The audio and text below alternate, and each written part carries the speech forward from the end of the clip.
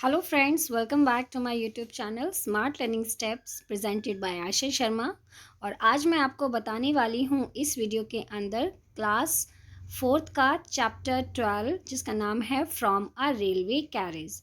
This is basically a poem. ये एक poem है और ये पब्लिकेशन है एस विद एस्टर का क्लास फोर्थ का। और इस पोएम को लिखा है रॉबर्ट लुइस स्टीवेंसन ने। वो एक फ़िक्शन पोएम्स लिखने के लिए भी जाने जाते हैं और इन्होंने ये पोएम लिखी है जिसमें इन्होंने अपना एक्सपीरियंस बताया है कि जब उन्होंने ट्रेन से ट्रैवल किया था तब उन्होंने क्या फ़ील किया, क्या रियलाइज़ किया and how was his first experience when he travelled by the railway when he travelled in the train. तो वो एक्सपीरियंस यहाँ पे वो शेयर कर रहे हैं हम सबके साथ। और ये जो पोएम है, इस पोएम में आपको पता चलेगा कि वो क्या फ़ील करते हैं, उसे कैसे एलाबरेट किया है उन्होंने अपनी इस पोएम में। बहुत ही अच्छी पोएम है। आई होप जब आप इस वीडियो को पूरा देखेंगे तो आपने भी अगर ट्रेन में ट्रैवल किया होगा तो डेफ़िनेटली आप भी कुछ ना कुछ रियलाइज़ करेंगे, आपको कुछ याद आएगा। सो आपका और ज़्यादा टाइम ना लेते हुए अब हम करते हैं इस पोएम को स्टार्ट, जो है हमारी for from a railway carriage. So यहाँ से होती है ये पोएम स्टार्ट। और चलिए अब करते हैं स्टार्ट हम इसी। Is there any journey that you remember well? क्या तुम्हें कोई भी अपनी ऐसी जो भी आपने ट्रैवल किया हो वो जर्नी आपको याद है बहुत अच्छी तरह से? What are the things that you saw or did during the journey that made it memorable? कभी भी आपने अपनी जर्नी में कुछ भी ऐसा देखा हो या कुछ ऐसा किया हो जो आपकी उस जर्नी को बहुत ही मेमोरेबल बनाता है। Let us read a poem about a railway journey. चलिए अब हम इस पोएम को रीड करते हैं जो कि किससे रिलेटेड है, एक रेलवे जर्नी से। अब होती है बेसिकली ये पोएम स्टार्ट। यहाँ पे पोएट क्या कह रहे हैं, रॉबर्ट क्या कहना चाहते हैं? Faster than fairies, faster than witches, bridges and houses, hedges and ditches, and charging along like a troops in a battle, all through the meadows, the horses and cattle. Faster than fairies and faster than witches से मतलब है, poet बोल रहे हैं कि जो train है, train इतनी स्पीड से चल रही है कि वो फेरीज होती हैं परियां और विचेज होती हैं चुड़ैल, कि जितनी तेज़ी से चुड़ैल और जितनी तेज़ी से परियां आसमान में उड़ती हैं उससे भी ज़्यादा तेज़ स्पीड से ये जो ट्रेन है चल रही है। मतलब इसने फेरी और विचेज की स्पीड को भी पीछे छोड़ दिया है। Bridges and houses, hedges and ditches. और जब पॉइंट रेलवे कैरेज से क्या क्या देखते हैं बाहर, उन्हें क्या क्या दिखाई देते हैं? उन्हें बहुत सारे ब्रिजेस दिखाई देते हैं, बड़े बड़े पुल दिखाई देते हैं जब वो रेलवे कैरेज से देखते हैं। उन्हें हाउसेस, बहुत सारे घर दिखते हैं। hedges का मतलब होता है झाड़ियाँ, मतलब छोटे छोटे पेड़ पौधे जो होते हैं ना, उन्हें वो दिखाई दे रहे हैं। और डिचेस का मतलब होता है गड्ढे। तो पॉइंट बोल रहे हैं कि मैं ट्रेन के अंदर बैठा हुआ हूँ और मैं बाहर की तरफ, मुझे बहुत सारी चीज़ें दिख रही हैं, जैसे पुल हैं, बहुत सारे घर हैं, छोटे छोटे पेड़ पौधे हैं, झाड़ियाँ हैं और गड्ढे हैं। And charging along like trophs in a battle. और वो सब इतनी, चार्जिंग का मतलब होता है इतनी तेज़ स्पीड से, मतलब वो सब चीज़ें मुझे इतनी तेज़ स्पीड से दिखाई दे रही हैं कि जैसे सोल्जर जब वॉर में होते हैं, जब सिपाही युद्ध में होते हैं और लड़ाई करते हैं अपने मतलब किसी भी कंट्री के अगेंस्ट हम कुछ भी बोल सकते हैं, जैसे सोल्जर बैटल में बहुत स्पीड से वॉर में इन्वॉल्व होते हैं, उतनी ही ज़्यादा स्पीड इस ट्रेन की है।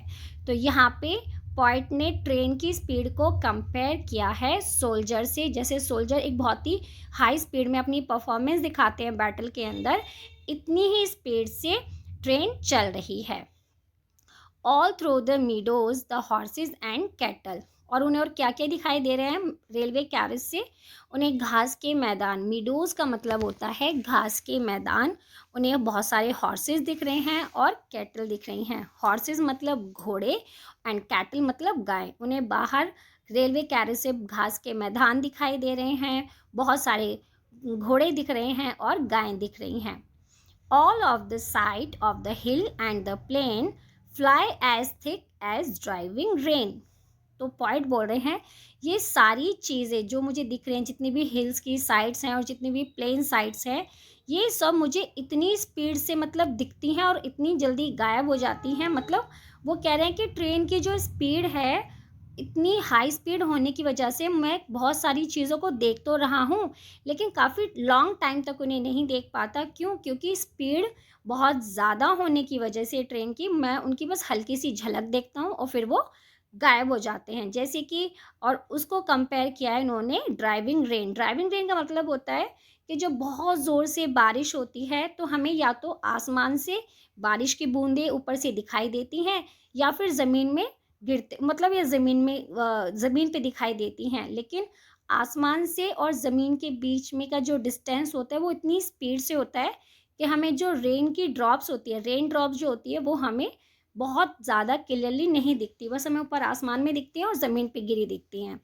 तो उसी से कंपेयर किया इन्होंने कि जैसे बारिश की बूंदें या तो आसमान से जितनी स्पीड से आती हैं और नीचे ज़मीन पे गिर जाती है, ऐसी ही मुझे रेलवे कैरिज से ये सारी चीज़ें दिखाई तो दे रही हैं, लेकिन सिर्फ इनकी हल्की सी झलक ही देख पाता हूँ। बहुत ज़्यादा देर तक मैं उन चीज़ों को नहीं देख पाता।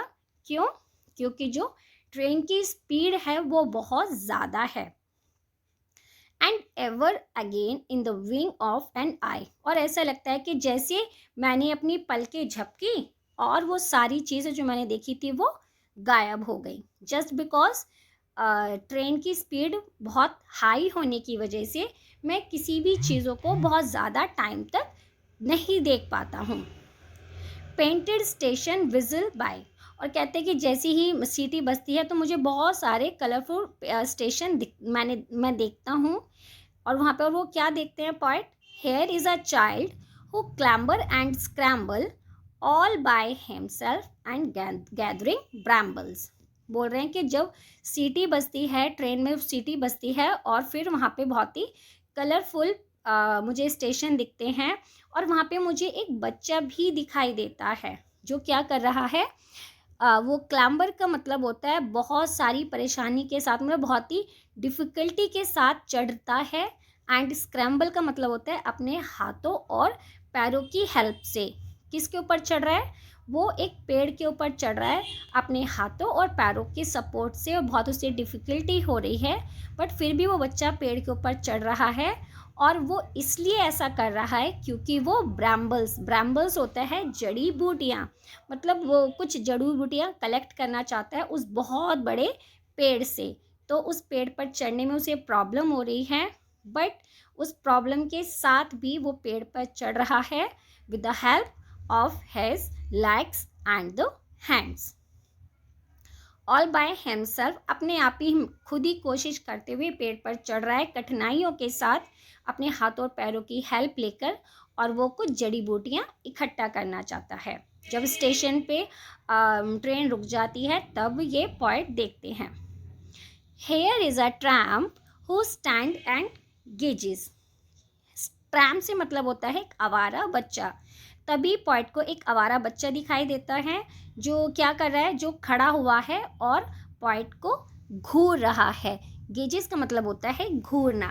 तभी उन्हें एक बच्चा दिखाई देता है जो एक आवारा है, अकेले घूम रहा है और खड़ा हुआ है और वो पॉइंट को घूर रहा है।